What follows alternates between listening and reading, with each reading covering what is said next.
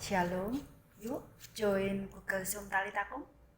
Yesus berfirman, jika kamu meminta sesuatu kepadaku dalam namaku, aku akan melakukannya. Saya Sisil Indra, selamat sore, Tuhan Yesus memberkati.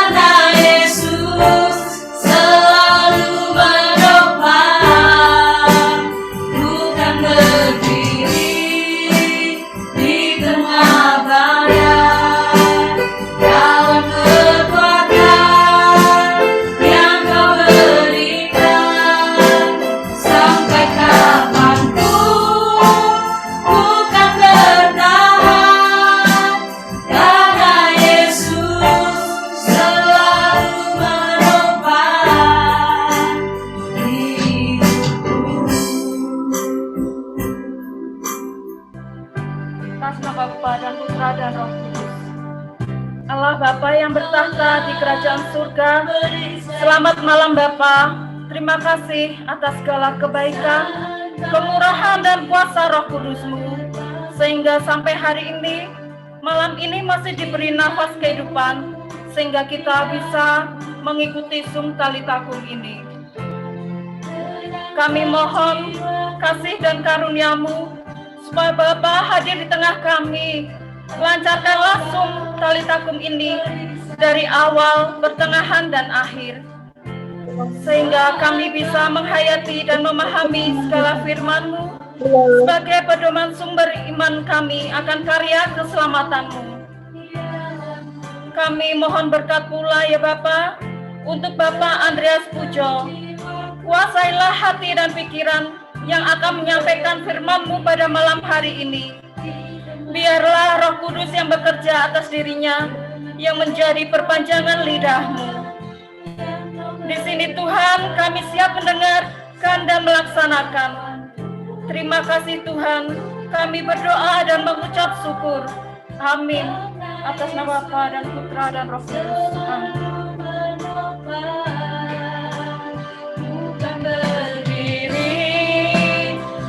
Tengah badai dengan kekuatan yang Kau berikan, sampai kapanpun ku kan bertahan, karena Yesus selalu menopang.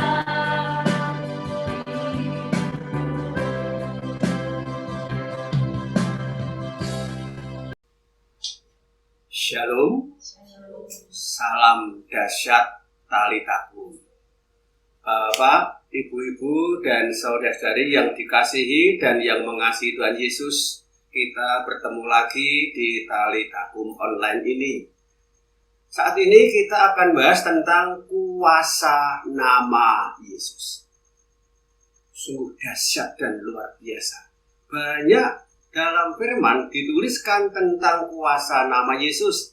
Kita ambil dulu Kisah Para Rasul 4 ayat 12. Kisah 4 ayat 12. Dan keselamatan tidak ada di dalam siapapun juga selain di dalam Dia. Sebab di bawah kolong langit ini tidak ada nama lain yang diberikan kepada manusia yang olehnya kita dapat diselamatkan. Janji Tuhan sangat jelas bahwa tidak ada keselamatan lain selain daripada Yesus. Mengapa di luar Yesus tidak ada keselamatan? Nanti kita akan bahas. Berikutnya dikatakan, sebab di bawah kolong langit ini, di dunia ini, tidak ada nama lain selain nama Yesus. Nama yang diberikan Allah kepada manusia, yang oleh nama Yesus itu, kita dapat diselamatkan. Yesus dan nama Yesus mendatangkan keselamatan. Sebelum kita akan bahas tentang kuasa nama Yesus, kita cerita dulu tentang Yesus. Karena Yesus dan nama Yesus tidak boleh dipisahkan. Kita akan bahas yang pertama tentang arti nama Yesus. Menurut pakar bahasa Ibrani, Yesus itu berasal dari kata Yehoshua. Ya, dari kata Yehoshua, Yehu dan Yasha. Yehu itu artinya aku ada di antara kamu. Atau aku yang ngomong Allah adalah Allah ada di sana di antara kamu. Dan Yasa itu artinya menyelamatkan. Jadi Yesus itu punya arti bahwa Allah ada di antara manusia, datang untuk menyelamatkan manusia. Sungguh tepat arti dari ini kalau kita baca di dalam Matius 1 ayat 20 dan 21. Matius 1 ayat 20 dan 21. Tetapi ketika ia mempertimbangkan maksud itu, malaikat Tuhan nampak kepadanya dalam mimpi dan berkata, Yusuf, anak Daud, janganlah engkau takut mengambil Maria sebagai istrimu, sebab anak yang di dalam kandungannya, di dalam kandungan Maria adalah dari Roh Kudus. Ayat 21, ia akan melahirkan anak laki-laki dan engkau akan menamakan dia Yesus. Karena Yesuslah yang akan menyelamatkan umatnya dari dosa mereka. Jadi Yesus itu adalah Allah yang menjadi manusia tinggal di antara kita, di antara manusia. Benarkah bahwa Yesus adalah Allah? Karena Yesus dikandung Maria tidak melalui hawa nafsu. Tetapi pribadi Allah di dalam Roh Kudus, Roh Allah yang kudus masuk dalam kandungan Maria. Kemudian Roh Kudus yang ada dalam kandungan Maria dibungkus dengan daging, ya, bernama Yesus. Jadi Yesus itu adalah rohnya, roh manusia. Dagingnya, rohnya roh Allah, dagingnya daging manusia. Mengapa Allah ingin jadi manusia? Karena ingin menyelamatkan dosa manusia. Yesus adalah Allah yang jadi manusia, tinggal di antara manusia atau tinggal di dunia, datang untuk menebus dosa. Karena upah dosa adalah maut, jadi Yesus datang ke dunia menebus dosa dengan cara mati. Yesus adalah Allah yang jadi manusia. Benarkah seperti itu? Pertanyaannya, kenapa Allah jadi manusia bernama Yesus, menebus dosa dengan cara mati? Dosa siapa yang ditebus Yesus? Yuk kita baca Roma 5 ayat 18 dan 19. Roma 5 ayat 18 dan 19. Sebab itu sama seperti oleh pelanggaran, saya ulang, sebab itu sama seperti oleh satu pelanggaran semua orang beroleh penghukuman. Demikian pula oleh satu perbuatan kebenaran semua orang beroleh pembenaran untuk hidup. Jadi sama seperti oleh ketidaktaatan satu orang, semua orang telah menjadi orang berdosa. Demikian pula oleh ketaatan satu orang, semua orang menjadi orang benar. Pertanyaannya, dikatakan sama seperti oleh satu pelanggaran, semua orang beroleh hukuman. Atau dikatakan sama seperti oleh ketidaktaatan satu orang, semua orang telah menjadi orang berdosa. Siapa satu orang yang melanggar dan siapa satu orang yang berdosa karena tidak taat pada perintah Allah, sehingga semua manusia berbuat dosa, terkena kutukan dosa? Ada. Gara-gara ada melanggar perintah Allah, dilarang untuk makan buah pengetahuan, karena pada waktu engkau memakannya, engkau pasti mati. Dan sungguh-sungguh Adam Hawa terkena kutukan dosa. Dosa Adam apa yang membuat Allah harus menebus menjadi Yesus? Kalau kita bicara Adam, berarti kita bicara kitab Kejadian. Yuk kita baca Kejadian 3 ayat 14. Lalu berfirmanlah Tuhan Allah kepada ular itu, karena engkau berbuat demikian, terkutuklah engkau di antara segala binatang ternak dan di antara segala binatang hutan. Dengan perutmulah engkau akan menjalar, dan debu tanahlah akan kau makan seumur hidupmu. Karena biang keladi dosa di Taman Eden adalah ular, maka Allah mengutuk kepada ular, debu tanahlah akan kau makan seumur hidupmu. Artinya semua yang terbuat dari debu tanah di bawah kuasa iblis. Padahal yang terbuat dari debu tanah adalah daging manusia dan dunia. Sejak saat itu daging manusia dan dunia diserahkan kepada iblis. Sesuatu yang menjadi milik iblis terkena kutukan dosa, dan upah dosa adalah maut, maka daging manusia mengalami kematian. Kita baca Kejadian 3 ayat yang ke-19 ya. Kejadian 3 ayat 19. Dengan berpeluh engkau akan mencari makananmu sampai engkau kembali lagi menjadi tanah.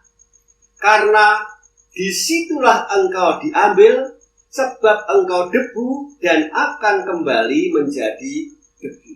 Daging manusia terkena kutukan, susah payah menderita sampai mati. Itu karena kutukan dosa Adam. Setelah daging manusia diserahkan kepada iblis, terkena kutukan, menderita sampai mati, kemudian Adam Hawa dibuang ke dunia. Ayat yang ke-23, Kejadian 3 ayat 23. Lalu Tuhan Allah mengusir dia dari Taman Eden supaya ia mengusahakan tanah dari mana ia diambil. Karena manusia dan Hawa terbuat dari debu tanah yang ada di bumi, dibentuk manusia dan ada hembusan nafas Allah, ketika berbuat dosa maka dibuang ke tempat di mana dia diambil, yaitu dunia. Padahal dunia tadi sudah diserahkan kepada iblis. Dan Adam Hawa tinggal di negeri iblis. Nah, ketika Adam Hawa dibuang ke dunia, apa yang terjadi? Kita baca Roma 5 ayat 12. Sebab itu, sama seperti dosa telah masuk ke dalam dunia oleh satu orang, dan oleh dosa itu juga maut, demikianlah maut itu telah menjalar kepada semua orang, karena semua orang telah berbuat dosa. Artinya bahwa semua keturunan Adam di dunia ini terkena kutukan dosa. Karena upah dosa adalah maut dan maut adalah mati, maka semua orang di dunia ini terkena kutukan kematian. Seneng tidak seneng, percaya atau tidak, mau atau tidak, terkena kutukan kematian. Anda mau bangsa apa, Anda mau beragama apa, Anda mau punya titel apa, tetap terkena kutukan dosa Adam. Menderita sampai mati. Kalau kita menyadari bahwa semua keturunan Adam itu terkena kutukan dosa, maka manusia butuh yang namanya penebus dosa. Maka dikatakan, jadi sama seperti ketidaktaatan satu orang, yaitu Adam, maka semua orang menjadi orang berdosa. Demikian juga oleh ketaatan satu orang, semua orang menjadi orang benar. Jadi Yesus itu datang ke dunia untuk menebus kutukan dosa Adam. Benarkah seperti itu? Coba Anda renungkan. Jika Adam tidak berbuat dosa, kita akan tinggal di Taman Eden atau tinggal di dunia? Pasti di Taman Eden. Jika Adam tidak berbuat dosa, kita akan menderita sampai mati atau tidak? Pasti tidak. Kalau Adam Hawa tidak berbuat dosa, perlu tidak ada penebusan dosa? Tentu tidak. Kalau Adam Hawa tidak berbuat dosa, perlu tidak Allah menjadi manusia bernama Yesus? Tentu tidak. Kalau Adam Hawa tidak berbuat dosa, perlu tidak Yesus harus mati untuk menebus dosa? Tentu tidak. Jadi, karena kutukan dosa Adam, semua manusia tidak ada yang selamat.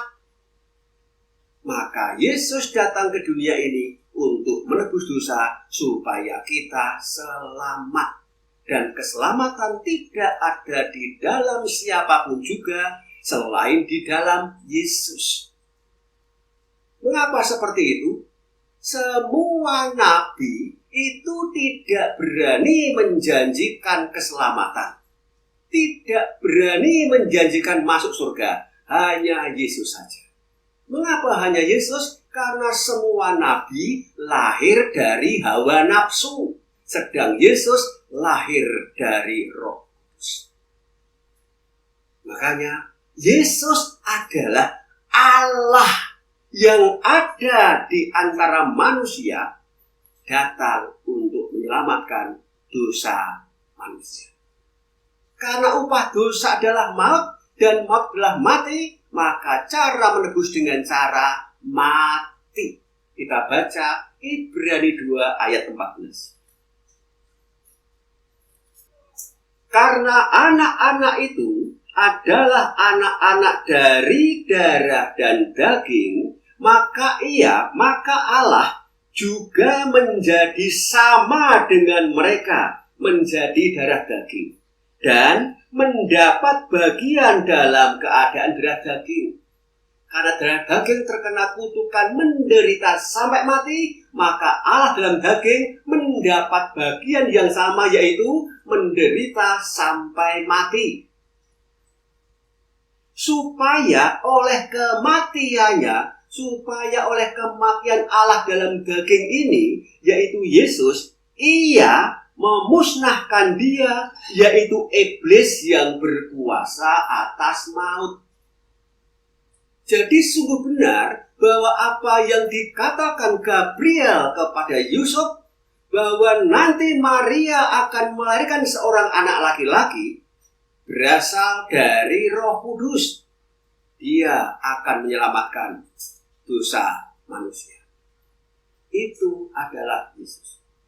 Setelah Yesus, Allah yang jadi manusia, menebus dosa dengan cara mati, iblis dan kutukan dosa kalah, Yesus kembali ke surga.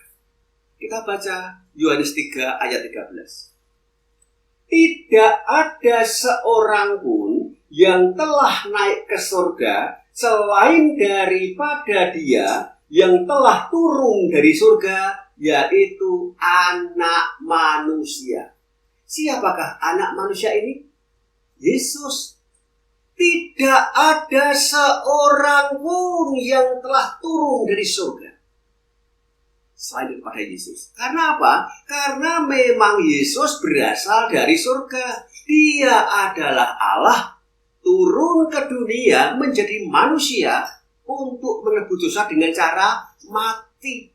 Setelah dia mati dan kutukan dosa patah, dia kembali ke surga. Hanya Yesus yang tahu jalan ke surga, karena memang Yesus datang dari surga. Semua nabi tidak berani menjanjikan ikut aku sampai surga. Tidak berani. Mengapa tidak berani? Karena semua nabi lahir dari hawa nafsu, sehingga semua nabi tidak tahu jalan ke surga.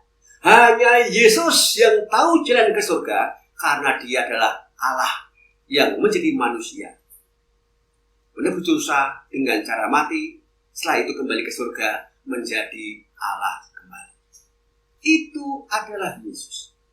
Berikutnya, setelah Yesus, Allah yang jadi manusia, menebus dosa dengan cara mati, iblis kalah, kutukan dosa patah, dan Yesus kembali ke surga menjadi Allah kembali, maka Allah mengaruniakan kepada Yesus nama di atas segala nama. Kita baca Filipi 2 ayat 8 sampai 10. Dan dalam keadaan sebagai manusia, berarti Yesus bukan manusia, tapi mau menjadi manusia. Dan dalam keadaan sebagai manusia, Yesus telah merendahkan dirinya dan taat sampai mati, bahkan sampai mati di kayu salib. Tadi kematiannya adalah untuk menebus dosa. Setelah dia mati kembali ke surga, menjadi Allah kembali. Itulah sebabnya Allah sangat meninggikan dia, meninggikan Yesus, dan mengaruniakan kepada Yesus nama di atas segala nama, supaya dalam nama Yesus, saya ulangi, supaya dalam nama Yesus bertekuk lutut segala yang ada di langit dan yang ada di atas bumi, dan yang ada di bawah bumi. Allah mengaruniakan kepada Yesus nama di atas segala nama, supaya kuasa iblis takluk. Itu adalah nama pemberian Allah. Maka tadi dikatakan sangat tepat di dalam Kisah Para Rasul 4 ayat 12, sebab di bawah kolong langit ini, di dunia ini, tidak ada nama lain selain nama Yesus. Nama yang diberikan Allah kepada manusia, yang oleh nama Yesus itu manusia dapat diselamatkan. Berasal dari inilah kuasa nama Yesus nanti sungguh-sungguh luar biasa. Setelah Allah mengaruniakan kepada Yesus nama di atas segala nama kepada manusia, sekarang bagaimana cara manusia menggunakan nama Yesus itu supaya terjadi hal yang luar biasa? Maka ketika Yesus masih hidup, dia menjanjikan di dalam Yohanes 14 ayat 14. Yohanes 14 ayat 14. Jika kamu meminta sesuatu kepadaku dalam namaku, aku akan melakukan. Siapa yang melakukan? Tuhan Yesus. Tugas kita hanya apa? Minta dalam nama Yesus. Siapa yang melakukan? Yesus. Jika Tuhan Yesus yang melakukan, terjadi kuasa yang luar biasa. Masuk akal dari kuasa nama Yesus. Asal kita sungguh-sungguh minta dalam nama Yesus. Dan ternyata kuasa nama Yesus ini diberikan tidak hanya kepada para murid atau para rasul, tetapi juga diberikan kepada semua orang yang percaya kepada Yesus. Pertanyaannya, apakah Anda semua percaya kepada Tuhan Yesus?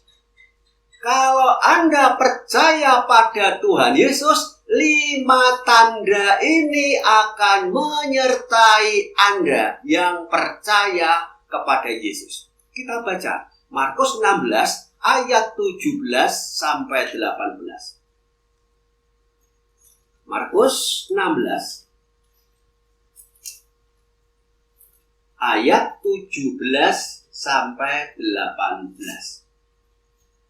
Tanda-tanda ini akan menyertai orang-orang yang percaya. Saya ulangi. Tanda-tanda ini akan menyertai orang-orang yang percaya. 1. Mereka, Anda yang percaya, akan mengusir setan-setan demi namaku. Itu janji Tuhan Yesus. Kalau kita percaya kepada Tuhan Yesus, kita bisa mengusir setan dengan kata-kata dalam nama Yesus. Siapa yang melakukan? Siapa yang mengusir setan? Kalau Yesus yang mengusir setan, pasti setannya pergi atau tidak? Tanda orang percaya. Dasarnya kuasa nama Yesus. Tanda kedua, dikatakan demikian, mereka akan berbicara dalam bahasa-bahasa yang baru bagi mereka, yaitu bahasa Roh Kudus. Yang ketiga, mereka akan memegang ular. Karena ular lambang dari iblis, ular di bawah kuasa kita. Yang keempat, dan sekalipun mereka minum racun maut, mereka tidak akan mendapat celaka. Ular itu punya racun, punya bisa. Iblis juga punya racun, punya bisa, yaitu gendam, santet, mantra, tenung, dan lain-lain. Asal Anda percaya pada Yesus, maka racun dari iblis itu tidak akan bisa mencelakakan Anda yang percaya. Dan tanda yang kelima dikatakan, mereka akan meletakkan tangannya atas orang sakit dan orang itu akan sembuh. Itu tanda-tanda orang yang percaya. Jika semuanya Anda katakan dengan kata-kata dalam nama Yesus, maka Tuhan yang akan melakukan. Dasarnya kuasa nama Yesus. Berikutnya kita tunjukkan kuasa apa saja jika kita gunakan nama Yesus. Yang pertama, nama Yesus punya kuasa untuk menyelamatkan. Tadi sudah kita baca dalam Kisah Para Rasul 4 ayat 12, sebab di bawah kolong langit ini tidak ada nama lain selain nama Yesus, nama yang diberikan Allah kepada manusia, yang oleh nama Yesus manusia dapat diselamatkan. Jadi yang pertama, kuasa nama Yesus punya kuasa untuk menyelamatkan. Kita baca juga Roma 10 ayat 13. Roma 10 ayat 13. Sebab barang siapa yang berseru kepada nama Tuhan akan diselamatkan. Barang siapa menyerukan nama Yesus akan diselamatkan. Talitakum pernah melayani di suatu sekolahan, itu kerasukan massal. Ketika diusir dengan kata-kata dalam nama Yesus, tidak bisa. Cara yang kedua, yang kerasukan setan dibimbing untuk bisa ngomong Yesus. Sulit sekali. Dia bisa ngomong tidak bisa ngomong sus. Terus dibimbing. Dan ketika dia bisa ngomong Yesus, pasti setannya pasti keluar. Dia pasti selamat. Anda coba. Kalau ada orang kerasukan setan, ada dua cara. Yang pertama, usir dalam nama Yesus semua roh jahat dalam anak ini. Aku perintahkan keluar. Jika dia diam saja, maka suruh ngomong Yesus. Itu pasti akan diselamatkan. Karena apa? Memang nama Yesus punya kuasa untuk menyelamatkan. Yang kedua, kuasa nama Yesus punya kuasa untuk mengusir setan. Kita baca Lukas 10. Kemudian ke-70 murid itu kembali dengan gembira dan berkata, Tuhan, juga setan-setan takluk kepada kami demi namamu.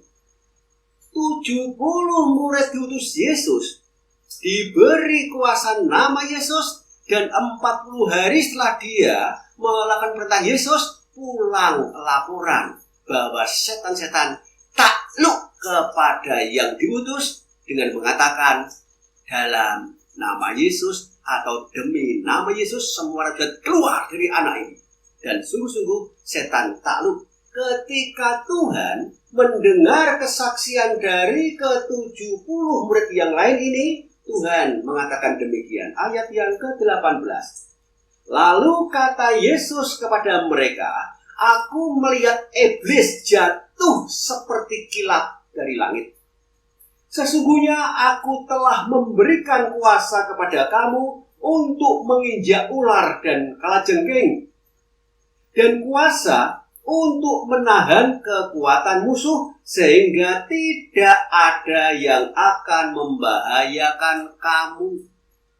Sesungguhnya Tuhan sudah memberikan kuasa, yaitu kuasa nama Yesus.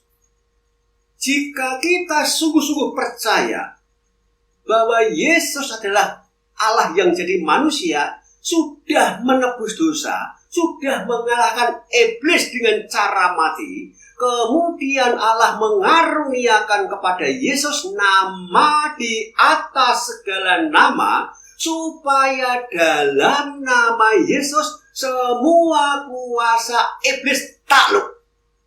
Dan jika Anda percaya minta dalam nama Yesus, Yesus yang melakukan, jangankan roh jahat, iblis pun akan takut.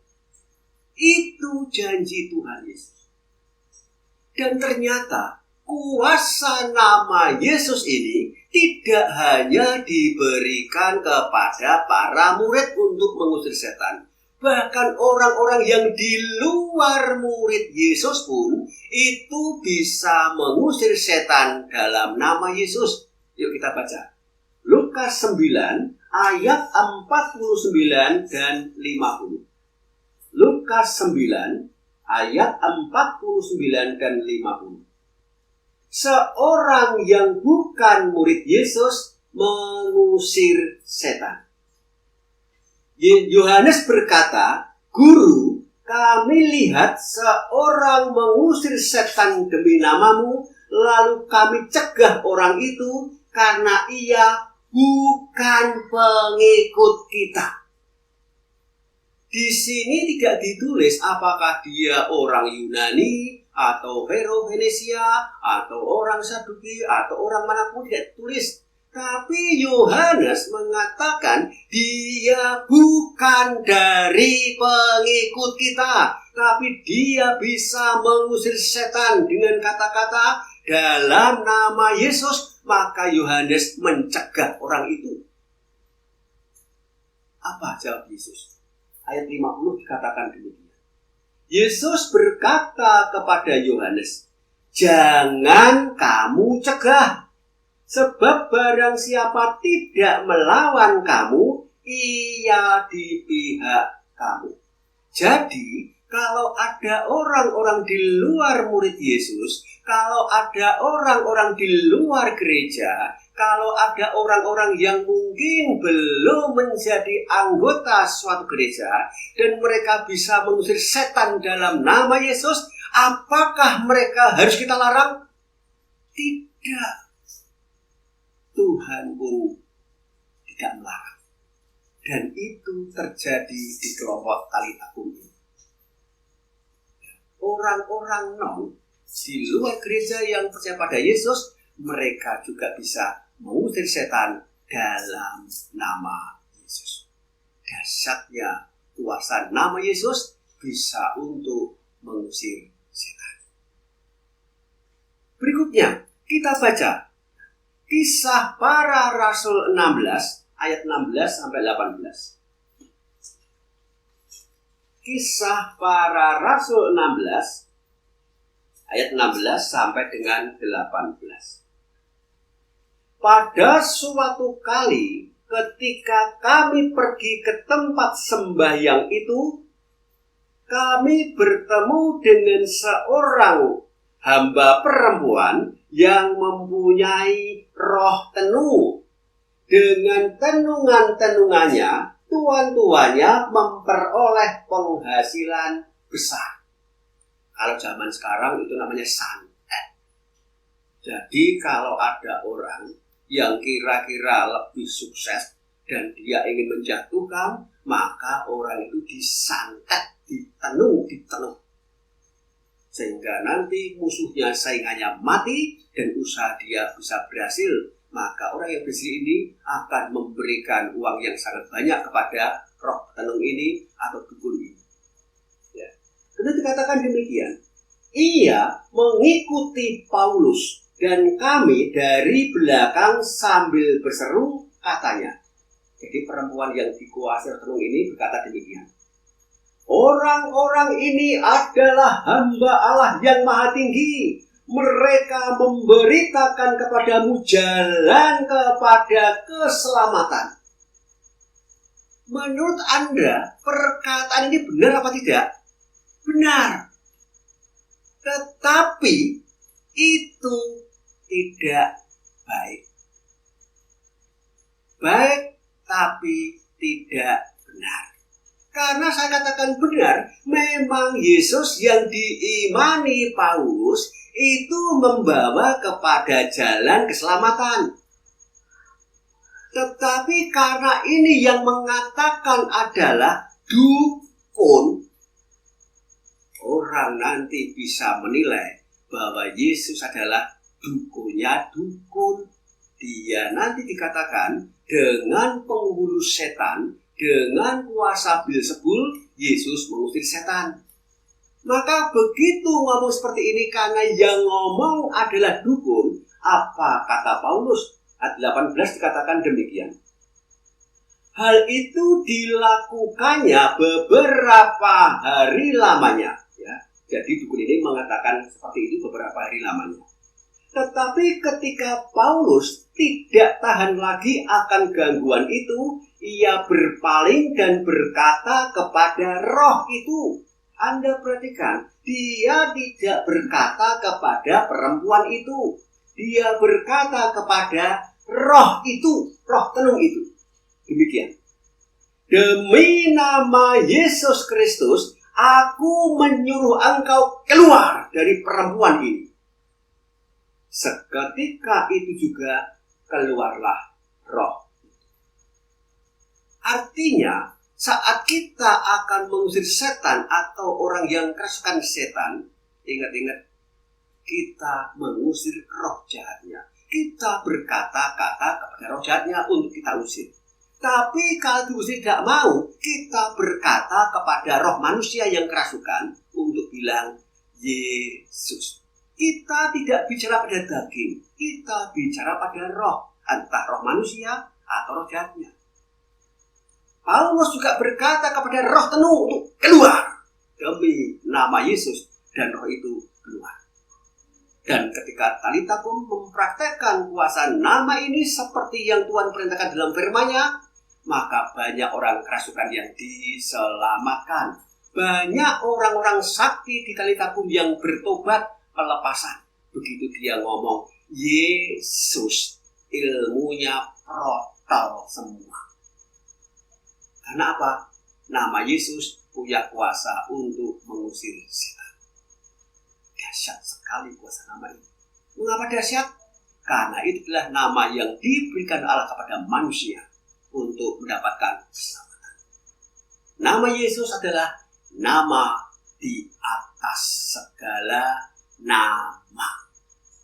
Berikutnya, kuasa nama Yesus juga punya kuasa untuk mengampuni dosa.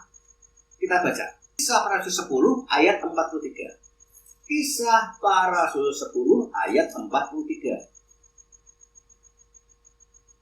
Tentang dialah, tentang Yesuslah, semua nabi bersaksi bahwa barang siapa percaya kepadanya, percaya kepada Yesus, ia akan mendapat pengampunan dosa oleh karena nama Yesus. Jadi ketika kita bertobat minta pengampunan dosa dalam nama Yesus, dosa kita akan diampuni. Artinya demikian.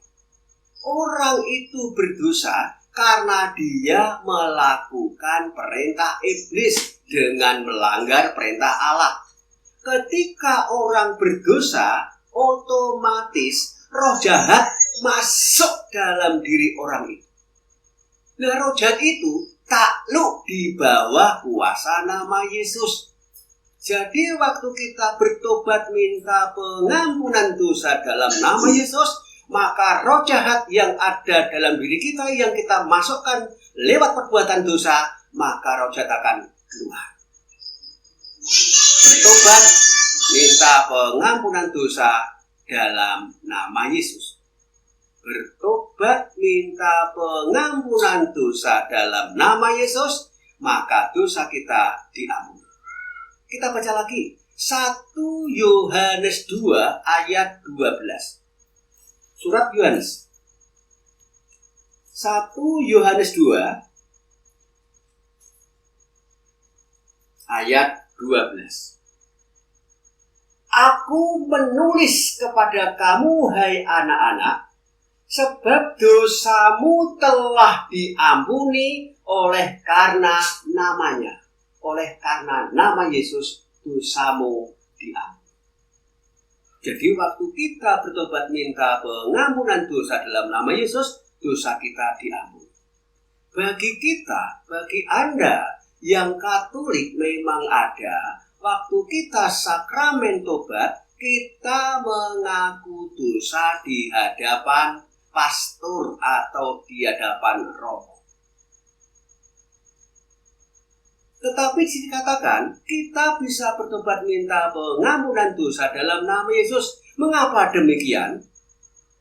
Saya juga sebagai orang Katolik, saya punya jawaban berikan pada Allah apa yang menjadi milik Allah, berikan pada kaisar apa yang menjadi milik kaisar. Kalau Anda ingin ketemu Allah dalam roh, gunakan roh Anda. Tetapi karena kita tinggal di kekaisaran gereja Katolik, ikuti tata cara gereja Katolik. Tata cara gereja Katolik tentang yang namanya misa, saya sampaikan, kalau Anda hanya sekedar melakukan tata cara gereja Katolik, tak jamin Anda tidak akan pernah mendapatkan bahasa Roh Kudus. Kalau Anda ingin menerima bahasa Roh Kudus, masuklah ke tingkat roh. Saya orang Katolik, saya juga melakukan perintah gereja tentang bertobat. Karena aturan gereja Katolik mengatakan mengaku dosalah paling tidak setahun sekali. Kalau saya mengaku dosa setahun 2 kali, sudah baik nanti. Baik, Prapaskah sama Advent. Jadi 6 bulan sekali. Nah, saya mau tanya, kalau memang Anda melakukan pengakuan dosa 6 bulan sekali, kira-kira dosa yang Anda lakukan 3 bulan yang lalu, apakah Anda ingat? 4 bulan yang lalu, apakah Anda ingat? Dosa yang Anda lakukan 5 bulan yang lalu, ingat? Padahal dosa tetap dosa. Dosa tidak bisa ditutup dengan perbuatan baik. Dosa tidak bisa ditutup dengan tekun berdoa dan aktif menggereja, tidak bisa. Dosa itu hanya bisa dipatahkan dengan pengampunan dan diawali dengan pertobatan. Bagaimana kalau dosa yang saya lakukan sudah lupa dan belum bertobat? Tetap dosa. Saya tetap melakukan pengakuan dosa di hadapan romo, di hadapan pastor. Tetapi saya juga melakukan perintah Tuhan. Saya bertobat tidak hanya setahun sekali atau setahun 2 kali. Saya bertobat setiap hari, setiap saat.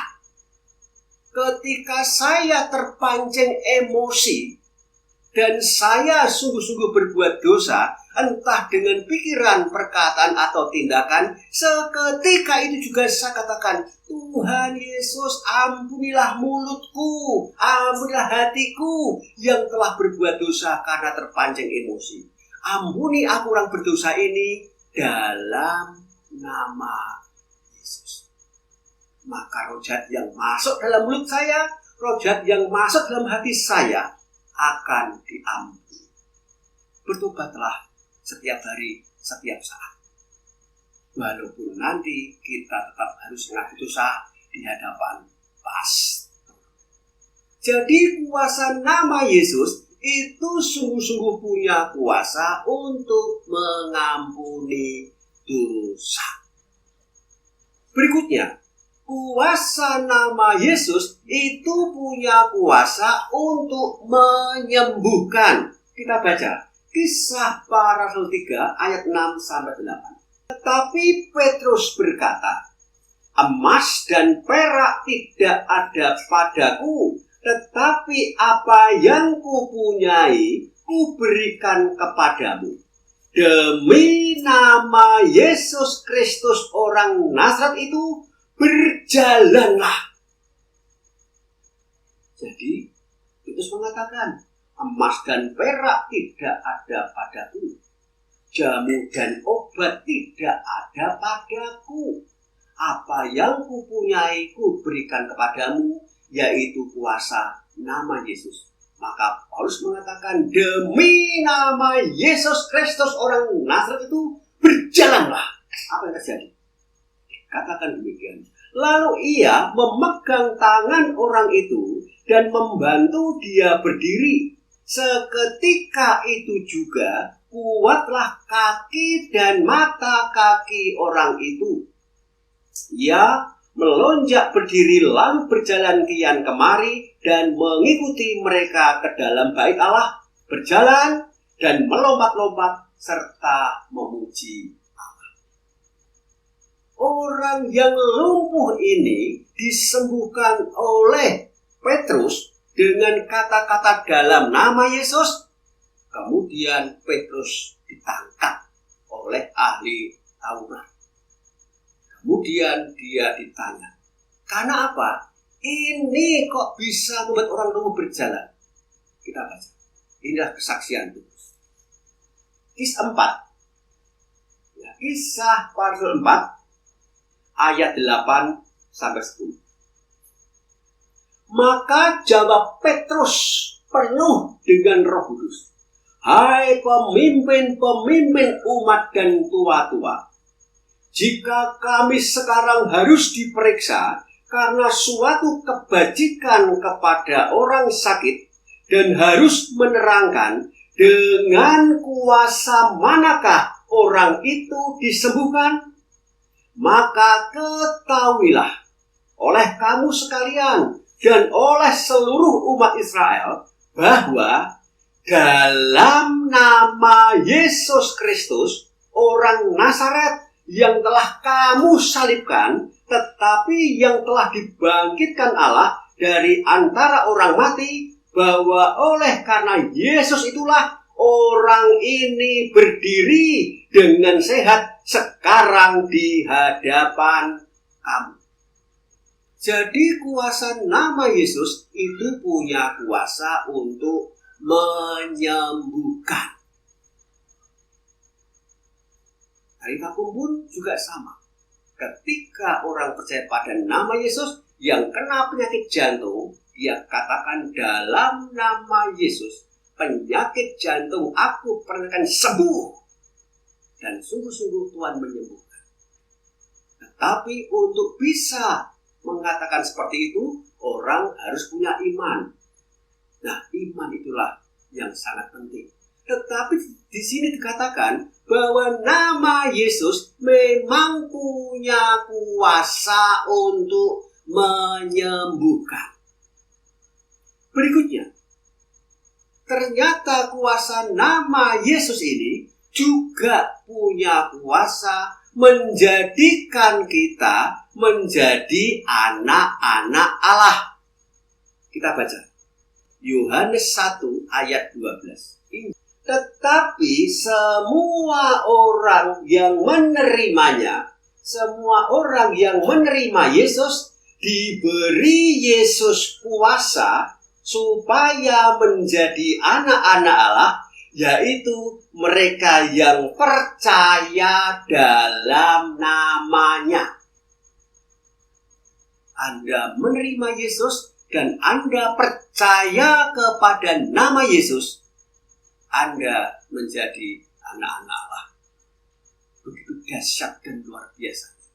Mengapa ketika Anda menerima Yesus dan percaya pada kuasa nama Yesus, Anda jadi anak Allah?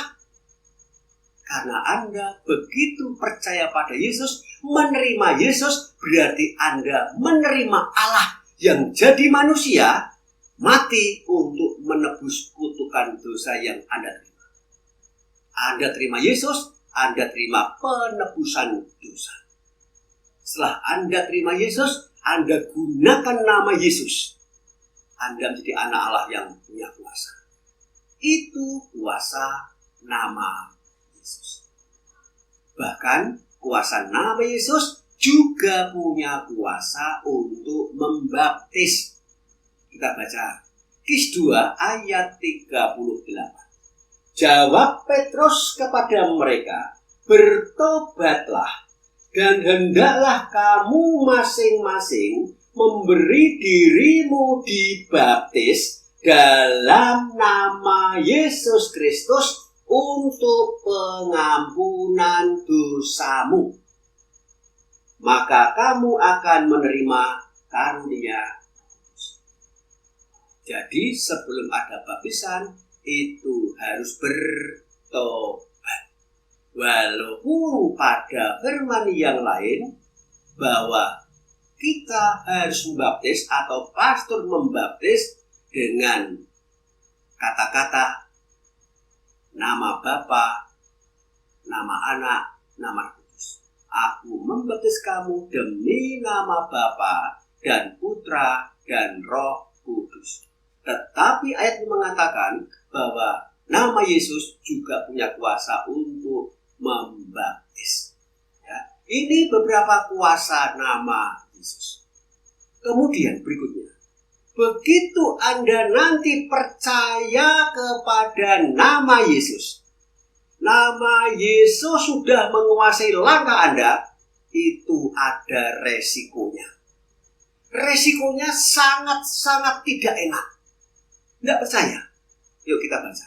Matius 24 ayat 9 dan 10. Pada waktu itu kamu akan diserahkan supaya disiksa, dan kamu akan dibunuh dan akan dibenci semua bangsa oleh karena namaku. Resiko, ya. Tetapi ayat yang ke-10 dikatakan, dan banyak orang akan murtad, dan mereka akan saling menyerahkan dan saling membenci. Nama Yesus itu penuh dengan resiko. Tiba-tiba nanti Anda akan dibenci, difitnah, Anda akan disiksa, bahkan Anda dibunuh karena Anda percaya kepada nama Yesus. Mengapa kok kita disiksa oleh orang-orang dunia? Karena iblis tahu kalau Anda mengatakan dalam nama Yesus, siapa yang melakukan? Yesus, iblis pasti kalah. Supaya iblis tidak kalah, maka iblis akan mencobai Anda lewat orang-orang. Supaya Anda tidak percaya pada nama Yesus dan tidak berkata-kata dalam nama Yesus. Anda akan dibenci, Anda akan disiksa, bahkan Anda akan dibunuh oleh karena nama Yesus. Karena Anda adalah orang-orang surgawi yang tinggal di dunia. Sehingga orang dunia yang sudah di bawah kuasa iblis, manusia yang terkena kutukan dosa dan belum ditebus oleh Yesus, akan memusuhi Anda dan saya. Bukan mereka, tetapi iblis yang belum ditebus oleh Yesus yang menguasai mereka. Itu resiko yang pertama. Resiko yang kedua, nanti siapa yang percaya pada nama Yesus akan dinista. Berikutnya, ya, kita baca Kisah Para Rasul 4 ayat 17-20. Kita nanti akan diancam dan dilarang. Kisah 4 ayat 17 sampai dengan 20. Resiko percaya pada nama Yesus.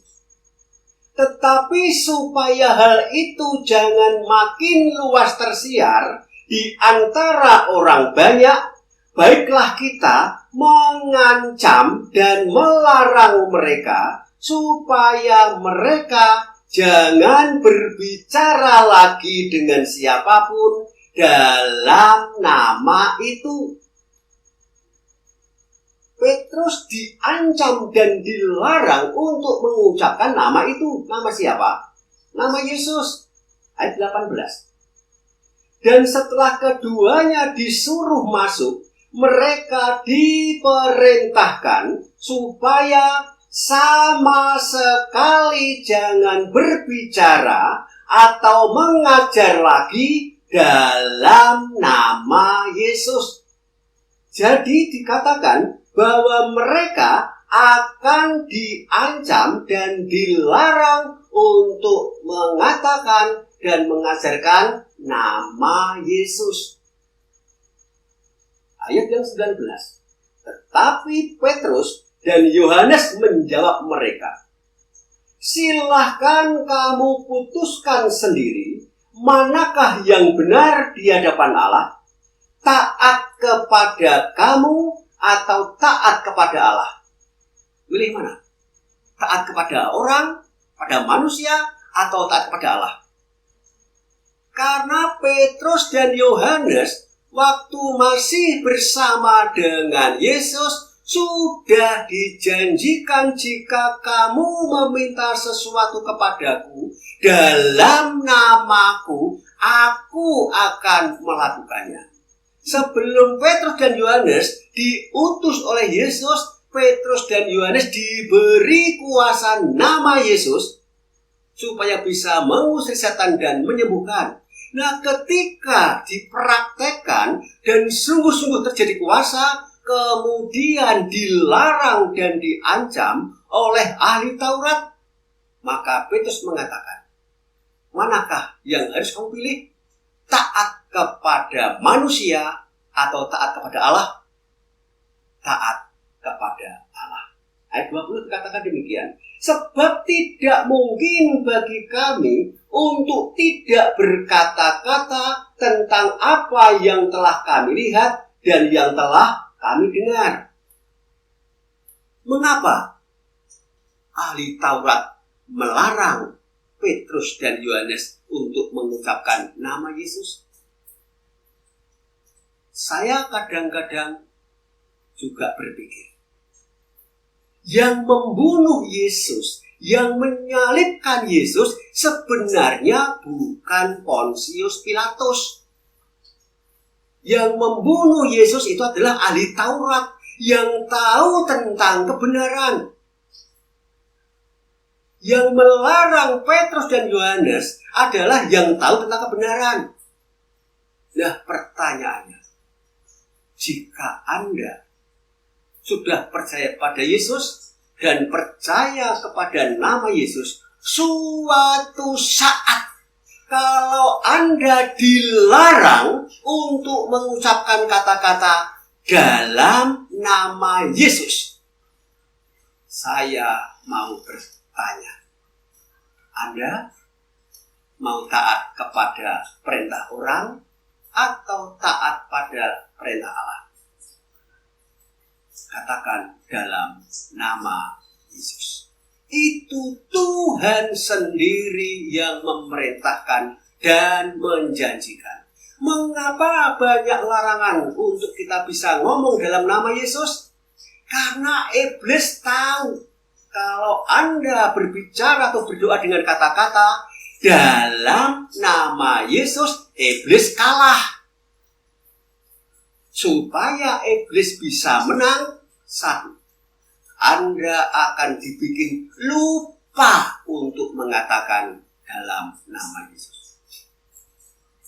Atau iblis akan menggunakan orang untuk melarang Anda bicara dalam nama Yesus, supaya iblis kembali berkuasa atas pikiran, perkataan, hati, dan tindakan Anda. Itulah resiko ketika Anda nanti percaya pada nama Yesus. Yang pertama, nanti Anda akan disiksa, kemudian difitnah dan dibunuh, dan Anda akan diancam dan dilarang. Berikutnya, sekarang apa perintah Tuhan? Atau apa yang perlu kita renungkan tentang kuasa nama Yesus? Kita baca Yohanes 16 ayat 23 dan 24. Yohanes 16 ayat 23 dan 24. Dan pada hari itu kamu tidak akan menanyakan apa-apa kepadaku. Aku berkata kepadamu, sesungguhnya segala sesuatu yang kamu minta kepada Bapa akan diberikan Bapa kepadamu dalam namaku. Selama ini kita memang berdoa minta kepada Bapa dengan perantaraan Tuhan Yesus. Apakah itu salah? Tidak, karena Tuhan sendiri yang mengatakan, pada hari itu kamu tidak akan menanyakan apa-apa kepadaku. Aku berkata kepadamu, sesungguhnya segala sesuatu yang kamu minta kepada Bapa akan diberikan Bapa kepadamu dalam namaku. Tetapi ayat 24, Yesus memerintahkan, sampai sekarang kamu belum meminta sesuatu pun dalam namaku. Saya ulang. Sampai sekarang kamu belum meminta sesuatu pun dalam namaku. Mintalah, maka kamu akan menerima, supaya penuhlah sukacita. Yesus mengajarkan, mintalah dalam namaku, kamu akan menerima, supaya penuhlah sukacitamu. Mengapa seperti itu? Karena kalau kita minta kepada Bapa, Bapa masih di surga. Tetapi kalau kita minta kepada Yesus, maka Bapanya sudah ada di dunia.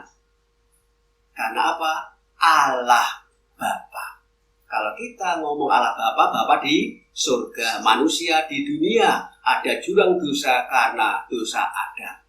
Kalau kita ngomong Allah Putra, yaitu Allah yang ada di dunia, datang untuk menebus dosa. Jadi kalau kita minta dalam nama Yesus, Allahnya sudah sangat dekat dengan kita. Tuhan katakan, sampai sekarang kamu belum meminta sesuatu pun dalam namaku. Mintalah dalam namaku, maka kamu akan menerima dan penuhlah sukacitamu. Itu perintah Tuhan atau tidak? Perintah Tuhan. Maka jangan kaget, setiap kali talitakum berdoa juga selalu mengatakan dalam nama Yesus. Berikutnya, ternyata waktu kita minta dalam nama Yesus, tidak hanya pas berdoa atau pas minta sesuatu, tidak. Perintah Tuhan berikutnya, kita baca Kolose 3 ayat 17. Kolose 3 ayat 17. Dan segala sesuatu itu apa? Semuanya. Dan semuanya yang kamu lakukan dengan perkataan atau perbuatan, lakukanlah semuanya itu dalam nama Tuhan Yesus sambil mengucap syukur oleh Dia kepada Allah Bapa kita. Semuanya yang kamu lakukan, entah dengan perkataan atau perbuatan, lakukanlah semuanya itu dalam nama Yesus. Semuanya. Baik yang mau Anda katakan atau Anda lakukan. Semuanya lakukan dalam nama Yesus. Pertanyaan, mengapa Tuhan memerintahkan seperti itu? Kalau Anda dalam sehari melakukan 60 kali pekerjaan dengan kata-kata dalam nama Yesus, berapa kali Tuhan melakukan? 60 kali. Kalau sehari Anda melakukan 100 kali dan Anda katakan dalam nama Yesus, berapa kali Tuhan melakukan? 100 kali. Tapi kalau Anda melakukan atau memperkatakan sesuatu tidak dengan kata-kata dalam nama Yesus, Yesus melakukan atau tidak? Tidak. Kalau Yesus tidak melakukan, hati-hati. Pikiran, perkataan, hati, dan tindakan Anda bisa dipakai alat oleh iblis. Anda mau minum? Dalam nama Yesus. Anda mau makan? Dalam nama Yesus. Anda mau ke kamar mandi? Dalam nama Yesus. Anda mau buang air besar? Dalam nama Yesus. Orang mengatakan, Pak Pujo, kok di WC kok ngomong dalam nama Yesus? Saya jawab, oh makanya sekarang banyak WC kamar mandi yang angker. Karena apa? Anda tidak pernah mengucapkan di sana kata-kata dalam nama Yesus. Tuhan perintahkan apapun yang akan kamu katakan dan kamu perbuat, lakukan semuanya dalam nama Yesus. Semuanya. Mau bekerja dalam nama Yesus. Mau begini dan begitu dalam nama Yesus. Maka Tuhan akan melakukan setiap hari. Itu perintah Tuhan. Permenungan yang terakhir. Apakah Anda sudah tahu tentang dahsyatnya kuasa nama Yesus? Apakah Anda siap untuk memperjuangkan dan melakukan seperti yang Tuhan perintahkan? Apapun yang akan Anda lakukan, entah dengan perkataan atau perbuatan, Anda melakukannya dalam nama Yesus. Dan jika nanti ada orang yang menyiksa Anda, menfitnah, membunuh Anda, melarang Anda untuk tidak ngomong dalam nama Yesus, apakah Anda akan tetap untuk mengatakan dalam nama Yesus? Semuanya terserah Anda. Selama Anda berpihak pada Tuhan, selama Anda melakukan perintah Tuhan, Tuhan mengatakan dalam keadaan apapun, selalulah minta dalam nama Yesus. Tuhan yang melakukan.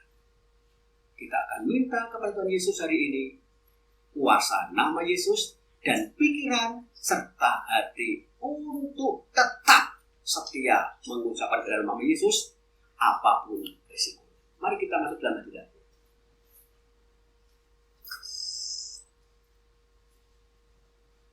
Ya Bapa dan Putra dan Roh Kudus. Amin. Ya Tuhan Yesus, sekarang kami tahu bahwa kuasa nama Yesus sangat dahsyat dan luar biasa adalah hal yang sangat masuk akal. Karena nama Yesus adalah nama yang dikaruniakan Allah, mempunyai nama di atas segala nama, supaya dalam nama Yesus bertekuk lutut segala kuasa iblis yang ada di atas langit, di atas bumi maupun di bawah bumi. Dan Engkau juga perintahkan, jika kami minta dengan kata-kata dalam nama Yesus, Engkau sendiri yang melakukan, sehingga terjadi kuasa adalah hal yang sangat masuk akal. Apapun resiko ketika kami selalu mengucapkan dalam nama Yesus, akan diancam, akan dilarang, akan disiksa, bahkan mungkin akan dibunuh oleh karena nama Yesus, kami tetap akan percaya kepadamu, dan dalam keadaan apapun kami akan selalu mengatakan kata-kata dalam nama Yesus, karena kami lebih takut, lebih taat kepada perintah Allah, bukan perintah manusia, bukan perintah aturan manusia.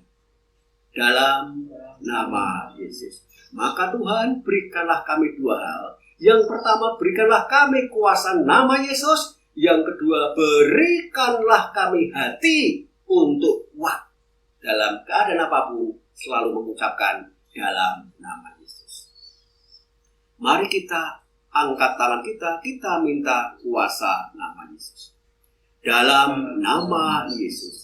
Ya Tuhan Yesus, kami sungguh-sungguh percaya saat ini juga kuasa nama Yesus yang kudus dan luar biasa itu Kau curahkan Tuhan, dan masuk Tuhan, menguasai seluruh pikiran, perkataan, hati, tindakan, dan menguasai kedua telapak tangan kami ini. Kami percaya mulai sekarang apapun yang akan kami doakan, kami katakan, kami tumpangkan tangan untuk memberkati, untuk bekerja, untuk melayani, mengasihi, mengampuni, menyembuhkan, mengusir setan dengan kata-kata dalam nama Yesus. Kami percaya Engkau yang akan melakukan, menggunakan kami menjadi alat-Mu sendiri. Yang kedua Tuhan, memang iblis tidak suka saat kami bicara dengan kata-kata dalam nama Yesus, karena iblis pasti akan kalah dengan doa dalam nama Yesus itu. Maka iblis akan mencoba merusak pikiran kami untuk lupa mengatakan kata-kata dalam nama Yesus. Iblis akan menggunakan orang-orang untuk melarang, mengancam, untuk menyiksa, bahkan membunuh hanya karena kami percaya pada kuasa nama Yesus. Maka Tuhan, berikanlah kami hati, niat, dan tindakan yang kuat untuk selalu mengatakan dalam nama Yesus. Dalam nama Yesus, ya Tuhan Yesus, kami sungguh-sungguh percaya saat ini juga hati yang teguh dan kuat menghadapi apapun, entah diancam, entah dilarang, entah disiksa, bahkan dibunuh, karena mereka melarang kami untuk mengatakan dalam nama Yesus. Hati yang teguh untuk selalu bisa mengatakan dalam nama Yesus, Kau curahkan Tuhan dan masuk Tuhan. Kami lebih takut kepada Allah. Kami lebih taat pada perintah Allah, bukan perintah manusia. Jika Yesus sendiri yang memerintahkan untuk selalu bicara dalam nama Yesus, apapun yang akan kami lakukan, entah dengan pikiran, entah dengan perkataan, entah dengan perbuatan, Yesus perintahkan selalu mengatakan dalam nama Yesus. Percaya Tuhan, pikiran dan perkataan untuk selalu bicara dalam nama Yesus tidak menjadi lupa. Iblis seringkali membuat kami lupa untuk hanya ngomong, hanya bicara, hanya berdoa dengan 3 kata. Dalam nama Yesus. Hari ini kami akan selalu tunduk pada perintah-Mu, dan mulai sekarang kami akan berkata-kata, akan berbuat apapun yang kami lakukan selalu dengan kata-kata dalam nama Yesus. Engkau yang melakukan menggunakan kami jadi Allah. Terima kasih Tuhan. Terima kasih Yesus. Dalam nama Yesus. Amin. Kemuliaan kepada Allah Bapa, Putra dan Roh Kudus. Seperti pada sekarang selalu dan sepanjang segala. Terpujilah nama Tuhan Yesus, Bunda Maria dan Santo Yusuf. Mohon berkat-Mu Tuhan atas apa yang tidak kami pikirkan, kami katakan, dan kami perbuat. Mohon berkat-Mu dalam kuat kuasa nama-Mu, Allah Bapa, Allah Putra, Allah Roh Kudus. Amin. Tuhan Yesus memberkati.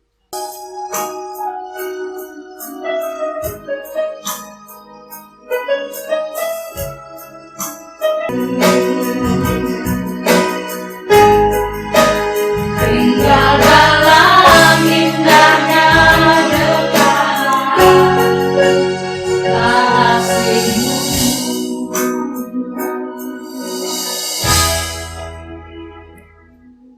Ibu dan saudara-saudari terkasih, kami akan buka dengan 3 pertanyaan atau kesaksian Bapak Ibu dan saudara. Dari monggo silahkan Bapak Ibu bisa dipertanyakan dengan Pak Pujo. Monggo, Pak Anton.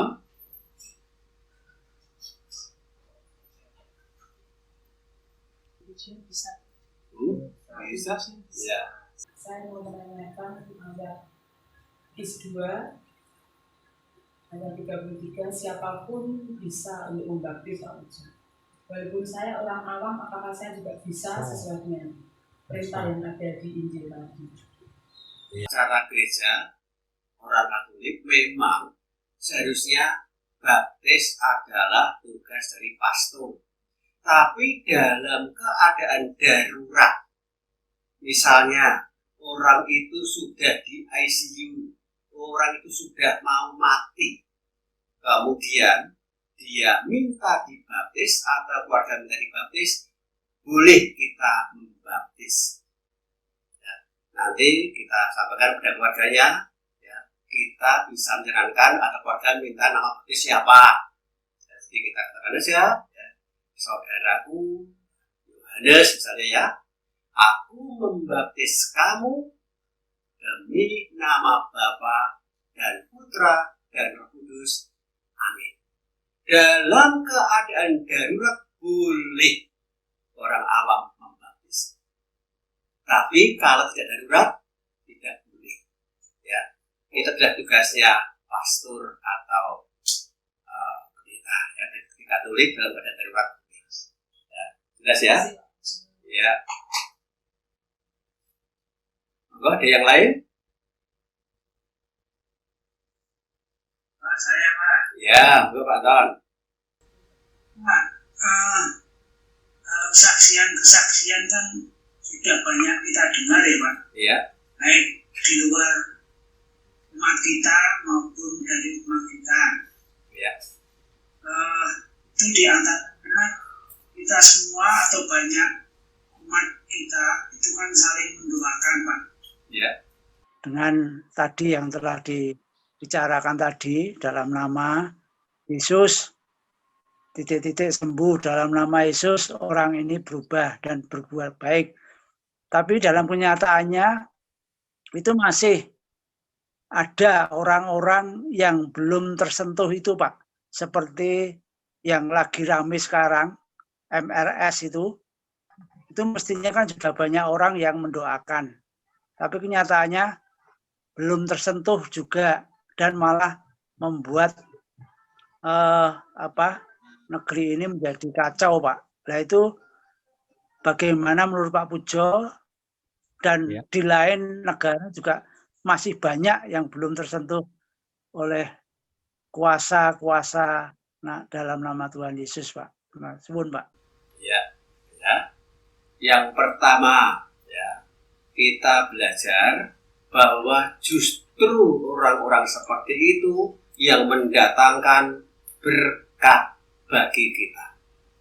Ya, karena dalam 1 Petrus 3 ayat 9 dikatakan, jangan balas kejahatan dengan kejahatan atau caci maki dengan caci maki, tetapi sebaliknya hendaklah engkau memberkati, karena untuk itulah kamu dipanggil, yaitu untuk memperoleh berkat. Jadi kalau ada orang yang belum tersentuh oleh Yesus dan dia berbuat jahat pada kita, jangan membalas. Kalau membalas, apa bedanya kita dengan mereka? Tapi Tuhan mengatakan justru ketika ada orang berbuat jahat, itu adalah jalan berkat. Itu yang pertama. Ya. Yang kedua, waktu kita dengan waktu Tuhan itu beda. Ya. Mungkin itu hampir sama dengan Saulus yang akhirnya menjadi Paulus. Ya. Mungkin waktunya beda, tapi juga ada beberapa orang-orang yang dulu suka membunuh atau membakar gereja, akhirnya juga ditangkap Tuhan Yesus dan jadi muridnya. Ya. Ada nggak seperti itu? Ada. Hanya waktu dan caranya mungkin berbeda. Kita juga tidak bisa memaksa semua orang harus percaya pada Yesus. Kita tidak bisa membuat semua orang menerima Yesus walaupun mungkin dia sudah muridnya. Contoh, ya. Paulus itu orang berdosa jadi rasul terbesar. Matius pemungut cukai jadi muridnya. Yudas yang 3 tahun ikut Yesus lu berkhianat tapi tidak mau bertobat. Benar ya? Jadi justru dengan adanya mereka satu jalan berkat dari Tuhan untuk kita tetap ampuni dan berkati mereka. Yang kedua, terus saja doakan ampuni mereka sebab mereka tidak tahu apa yang mereka perbuat. Ya, itu tugas kita. Karena kalau kita hanya mengasihi orang yang berbuat baik, ya waktu kita bahas tentang kasih yang baru, itu orang berdosa pun juga berbuat seperti itu. Jadi kita bersyukur karena memang begitulah harus ada. Itu jalan berkat yang kedua sejak zaman Abraham, ya itu sudah dikutuk bahwa mereka akan memusuhi kita selamanya. Ya, itu adalah tentang kuasa itu. Jadi kita tidak usah membalas. Kalau membalas apa bedanya kita dengan mereka? Tapi mari kita berikan kasih, kita berikan berkat dan pengampunan. Karena kalau mereka sudah ditangkap Yesus, kita sampaikan mereka lebih luar biasa daripada kita.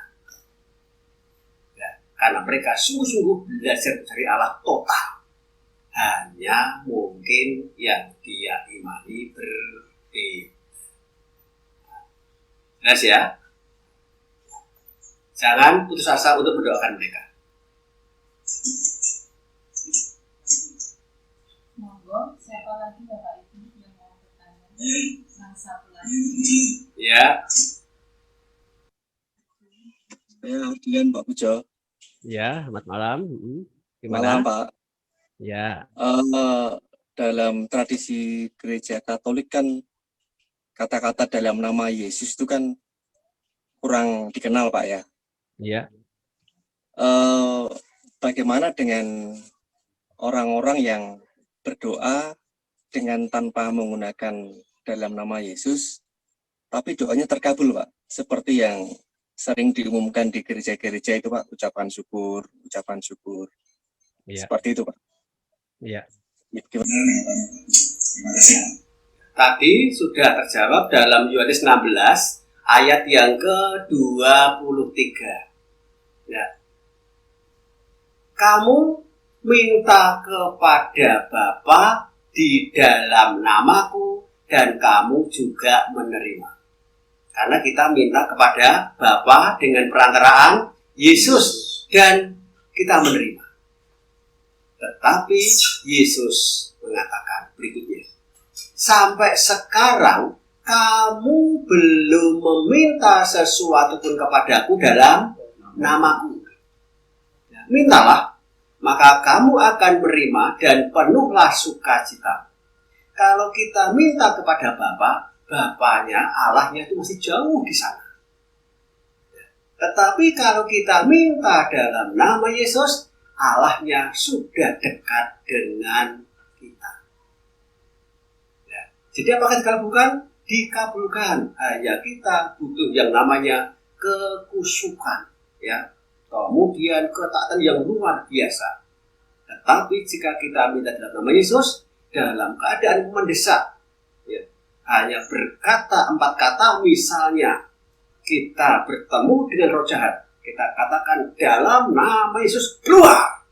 Wah, ya, itu bedanya. Ya. Apakah dikabulkan? Dikabulkan. Tetapi Allahnya masih di surga. Ya. Nah, itu tentang yang namanya Allah Bapa, Allah Putra, Allah Roh Kudus. Sekarang lebih jelasnya begini. Apakah Anda sudah komuni? Sudah? Sudah. Kalau sudah komuni, Tuhan ada di mana? Dalam diri kita ya. Dalam diri kita ini. Nah, kalau Tuhan ada dalam diri kita, berarti kalau kita minta dalam nama Yesus, siapa yang melakukan? Yesus yang di mana? Ya, dalam diri kita. Nah, sekarang kalau kita minta, ya, doanya, datanglah ya Yesus, tolonglah aku, sembuhkanlah aku. Kalau datanglah, Tuhannya di luar apa di dalam? Luar. Kalau di luar, siapa di dalam? Maka kita butuh ketaatan yang luar biasa. Tetapi kalau kita sudah mengimani Tuhan ada dalam diri kita, dan kita gunakan nama Yesus, maka kuasa itu lebih dahsyat dan luar biasa. Kemudian apakah saya tidak boleh doa, katakanlah, datanglah ya Roh Kudus? Saya selama jadi Katolik, saya tetap ikut tata cara doa Katolik. Tetapi secara imani, Roh Kudus sudah ada di dalam diri saya. Saya tidak minta datang Roh Kudus dalam hati saya. Saya doanya, Roh Kudus yang ada dalam diriku, berkuasalah dan jadikan aku Allah. Berikan pada Allah apa yang menjadi milik Allah. Berikan pada Kaisar apa yang menjadi milik Kaisar. Ya. Itu Yohanes 16 ayat 23 sangat jelas. Minta pada Bapa dalam namaku, kamu juga menerima. Tapi ayat 24 masih ada tambahan. Sampai sekarang kamu belum minta sesuatu pun dalam namaku. Kamu mau pilih yang mana? Allahnya yang sejauh atau Allahnya yang sudah dekat? Ya. Nah, itu adalah kita tidak menyimpang dari ajaran gereja dan kita juga tidak menyimpang dari ajaran perintah Tuhan. Ya. Ya, terima kasih Pak. Nanti ya, boleh ya. Itu juga ada dalam firman. Ya, monggo, ada yang kesaksian mungkin?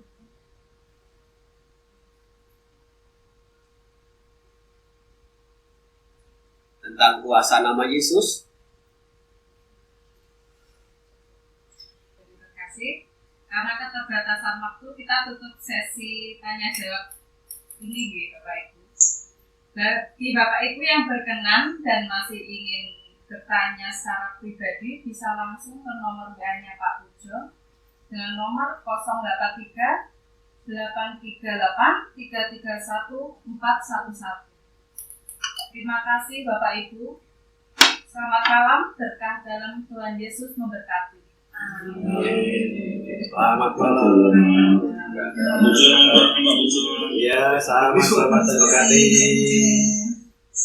Terima kasih ya, sama-sama. Aku dong. Ya, John. Ganti dong.